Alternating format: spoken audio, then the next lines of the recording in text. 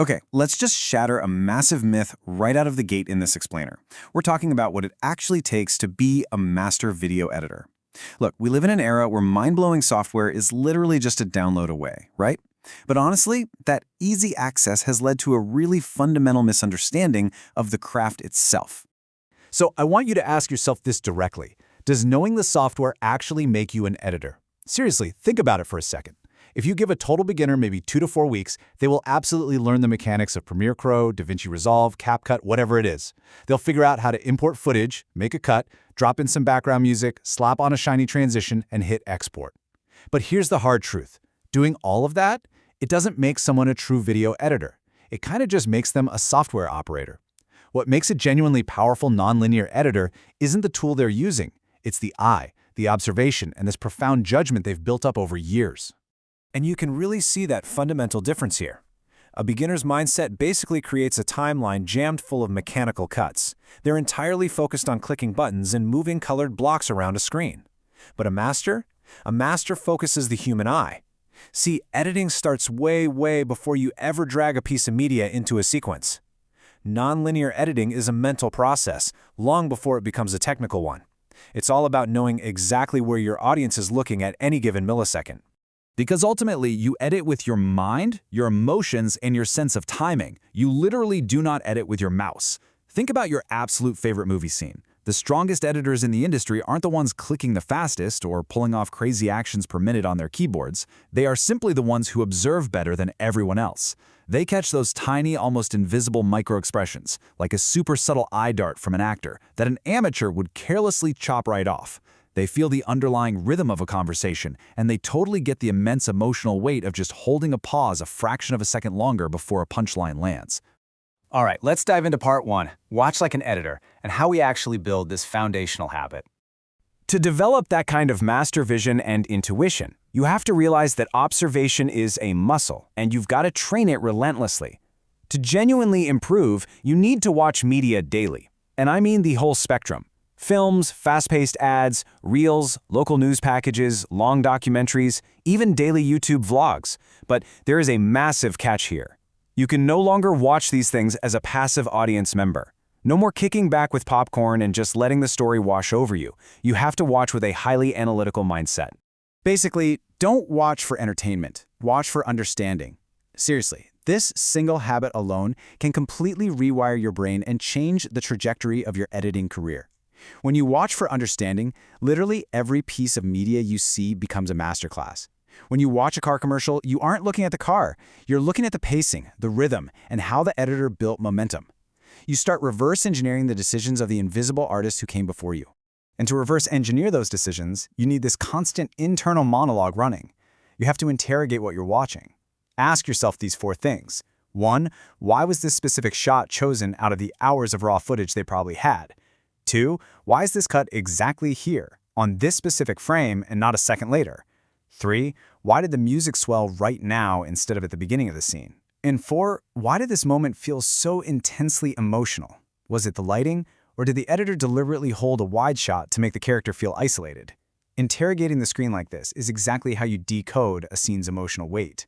Which brings us right to our next section, the art of shot selection, and why choosing moments is everything. This is, without a doubt, the absolute heart and soul of video editing. Look, anyone can drop in flashy transitions, slap on cinematic LUTs, sync a beat drop, or let an AI auto-cut a rough sequence. But only a true editor makes the deeply human decisions. Only an editor knows which shot to keep, which one to completely remove because it's distracting, which shot to hold on to build unbearable tension, and, honestly, the hardest part, which beautiful shot to sacrifice. Imagine you've got this gorgeous $10,000 helicopter shot. It looks stunning, but you have to delete it because it drags the pacing of a high-speed chase down to a crawl. Making that choice, that is what makes you an editor. Let's look at why shot selection matters so much in practice. Imagine a fast-paced comedy scene. The timing is bouncing back and forth perfectly.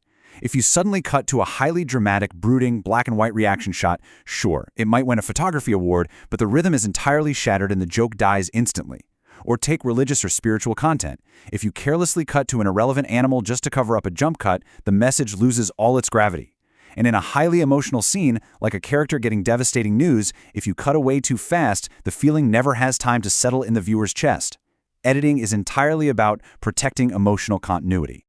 And that profound level of emotional continuity leads us to a harsh reality. Shot selection cannot be mastered in weeks. It comes from lived experience. You simply cannot learn this in a one-month crash course. This kind of intuition only comes from making hundreds of mistakes. It comes from ruining edits, sitting in the back of a screening room watching an audience completely miss a joke, and then going back to the suite to fix it. It's all about learning restraint. Master editors seem incredibly calm under pressure because they've already failed enough times to know exactly when not to cut. Okay, let's tackle the elephant in the room for our industry. Section 3, AI assists, humans decide. The tool versus the mind. Yes, AI is undeniably powerful. It's changing workflows at warp speed. It can automate rough cuts, generate captions instantly, and sync 100 clips to music in seconds. But AI absolutely does not understand cultural sensitivity. It doesn't grasp visual symbolism. It certainly doesn't understand the complex emotional timing required to make a human laugh or cry. And most importantly, it does not understand human silence. To an AI, silence is just a lack of audio decibels. To a human, silence is that heavy, suffocating space in a thriller where the audience realizes the main character is trapped. Even the most advanced algorithms still need human creative direction. Because, at the end of the day, AI works on pre-fed data. Humans work on lived experience.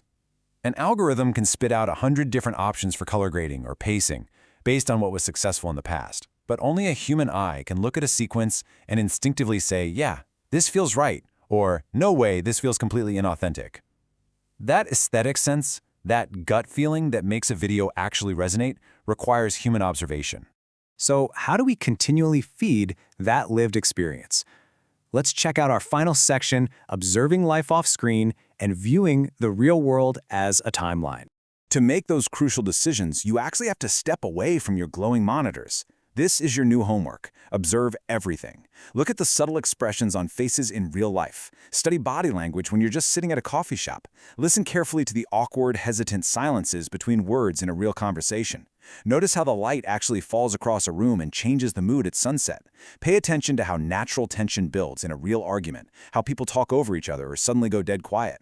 Why do all this? Because editing is ultimately just life, compressed into frames. If you don't deeply understand the pacing of real life, you can't possibly edit it. It's exactly like the quote says, great editors observe life, not just screens. If you only ever look at timelines, software interfaces, and other people's videos, your own work is eventually going to feel incredibly synthetic and derivative. Mastering this craft takes years of watching the actual world, failing in the editing suite, and constantly refining your connection to human emotion. So here is your path forward. Make the commitment today to train your eye constantly, off the screen just as much as on it. Respect shot selection. It is the highest, most vital form of your art. Always trust your lived experience and human judgment over any automated algorithm, and definitely use AI, but use it for what it is, an incredibly fast helper, never ever a replacement for your creative mind. The tools will absolutely make you fast, but your observation is what will make you great. I want to leave you with this absolutely crucial final thought. The next time you open up your software for a project, look at your timeline, take a breath, and remember this. Editing is not about cutting clips. It's about choosing moments. Challenge yourself to stop thinking like a software operator and start observing like a master. So, what moments are you going to choose today?